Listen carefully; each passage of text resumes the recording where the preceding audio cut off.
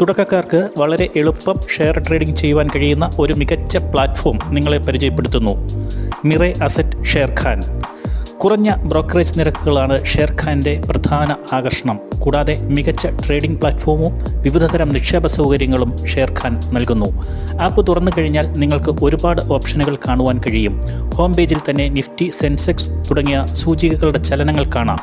അതിനു താഴെയായി watch list, order book, portfolio എന്നിങ്ങനെ വിവിധ സെക്ഷനുകളുണ്ട്.